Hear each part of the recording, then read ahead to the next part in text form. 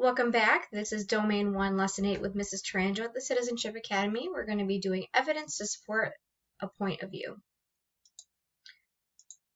Our objectives for today, you're going to identify the evidence Rosa Parks brings to support her point that segregation was unjust, and you're going to write narratives containing evidence that supports points of view. Some key vocabulary for today: public money, which are government funds; a plantation, large farm on which the laborers usually are not the owners; overseer is the supervisor; civil rights, protections from discrimination and other unjust treatment; and Caucasian, which is white. So we're going to read, before we get into the actual story, we're going to read an introduction for the story. It's called My Story by Rosa Parks, but this is the introduction that's leading into it. In 1954, in the case of Brown v. Board of Education, the United States Supreme Court ruled that the Constitution does not permit laws requiring the separation of African Americans from whites. Before then, however, such laws were very common, especially in the South, where African Americans often had to use separate bathrooms, ride in separate train cars, and attend separate schools. This forced separation of the races was known as segregation. In theory, the separate African American facilities were supposed to be equal to those provided to white, but this was hardly ever so. In the case of education, the results of segregation were especially harsh. Many state governments provided no support to African American schools, leading to many African American children receiving very poor educations. The next two personal narratives are by African Americans who grew up during the era of segregation.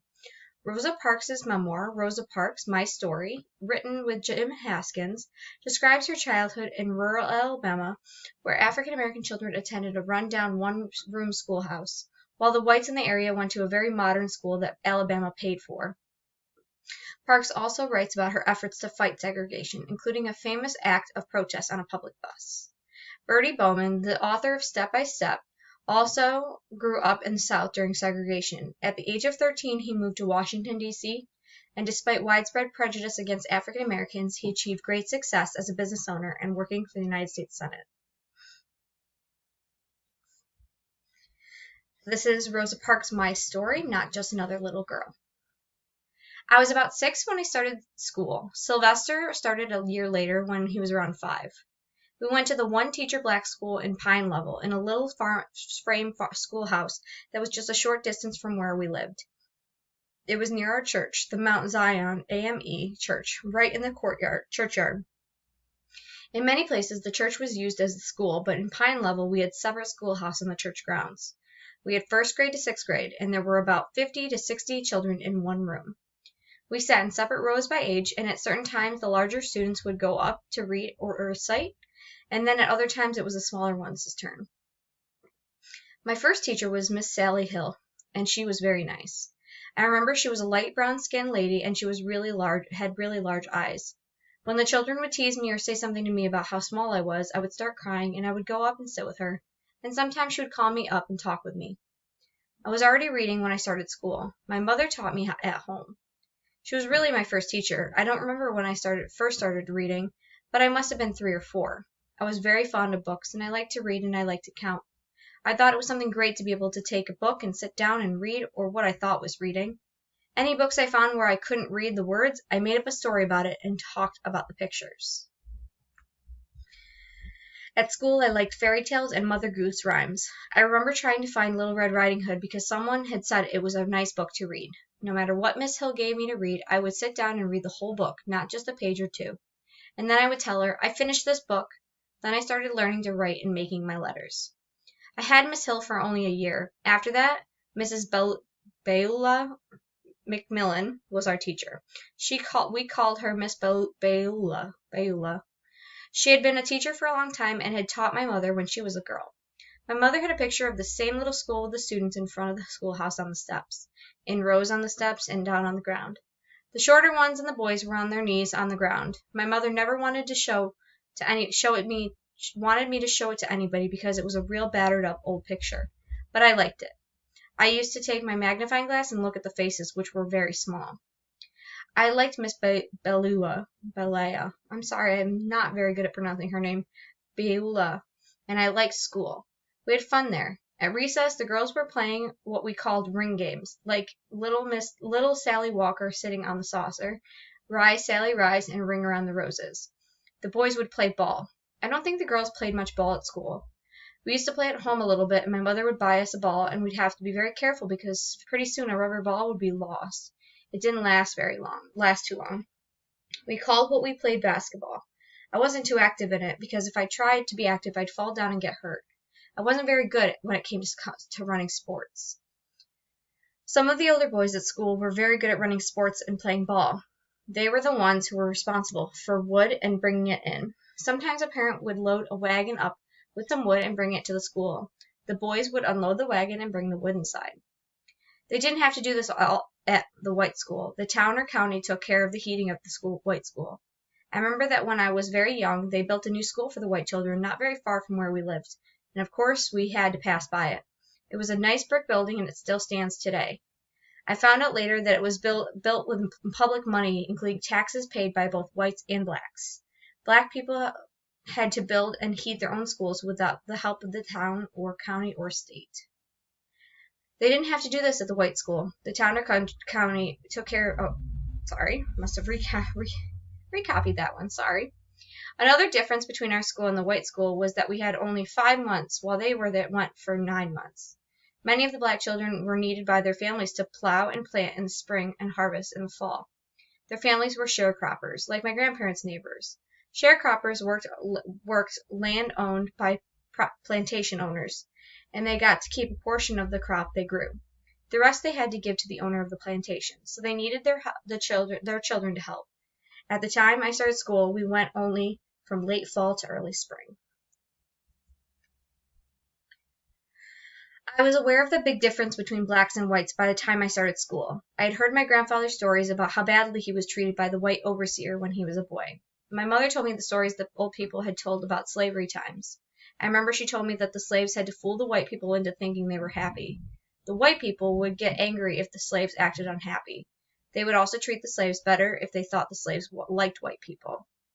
When white people died, their slaves would have to pretend to be very sorry. The slaves would spit on their fingers and use it to wet their cheeks like it was tears. They do this right in front of the little slave children, and then the children would do the same thing in the presence of the grieving white people. I was glad I did not live in slavery times, but I knew that the conditions of life for my family and me were in some ways not much better than during slavery. I realized that we went to a different school than the white children, and that the school we went to was not as good as theirs. Ours didn't have glass windows, but instead we had little wooden shutters, and their windows had glass panes. Some of the white children rode a bus to school. There were no school buses for black children. I remember when we walked to school, sometimes the bus carrying the white children would come by, and the white children would throw trash out the window at us. After a while, when we would see the white school bus coming, we would just go off the road and walk into the field a little bit distant from the road. We didn't have any of what they call civil rights back then, so there was no way to protest or nobody to protest to. It was just a matter of survival, like getting off the road so we could exist day by day. So that's the excerpt we're going to read from today. So now you're going to work on writing a narrative that's going to contain supporting point of view, how she was able to tell her story with giving examples of how she felt, her opinions, and things like that. So understand that your narratives that you're going to write today are going to be very persuasive. So you're going to try and convince the reader of something like Rosa Parks was. Her convincing was to show how unjust it was for black kids that they didn't get the same quality of school that the white kids did. So she used a lot of her personal experience to convince you and show you how that was. So this is an example of one I wrote. Obviously, this is going to be a little bit different than what you're going to be doing, but I want to show you the difference of what a good narrative looks like and what a bad narrative looks like, just because it really does make a difference of details and what you put into it. So the better narrative I wrote: the best hobby is reading a book. When you read a book, you can travel to another world. It also strengthens your imagination. Reading a book can change your emotions. You can feel happy, sad, and even scared.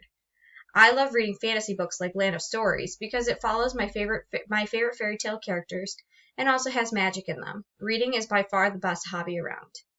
So notice how I put my own personal examples in there, and I'm trying to convince you and show you how wonderful reading is. Well, looking at this other one, the best hobby is reading. There are a lot of books to read. Reading is fun. I really like to read. I read different books. I don't really have a favorite book. They're all pretty good. Okay, yeah, it's telling me what the best hobby is and it's giving some thoughts, but it's really, I can pinpoint anybody out in the world right now who could have written this without having their own personal twist to it. There's nothing really exciting. And again, there's nothing really personal in there to support it. So it's not very convincing and not very persuasive.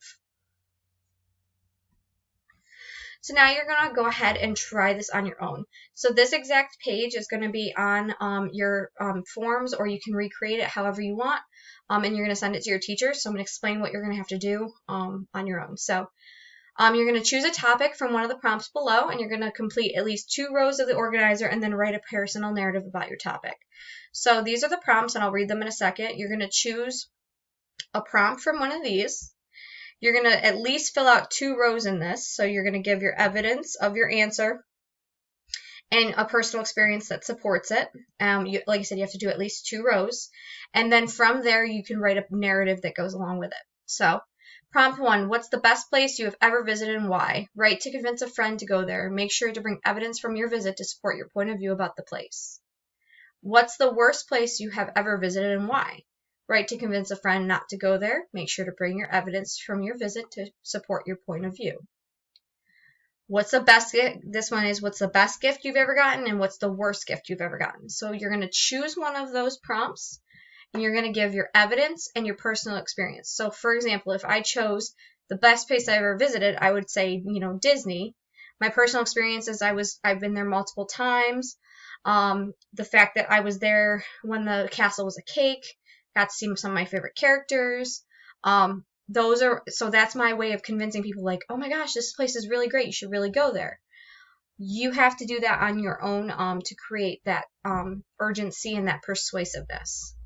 So again, this is what you're going to create when you are done writing your narrative based off of this. Because remember, you're filling out the 2 rows of this, but you have to write a narrative. So you're going to still write a paragraph separately. This is kind of just to organize your thoughts, but we still want to see you complete it. And then you're going to send it to your teacher. And that's it for my video for today, and I will see you guys in my next video.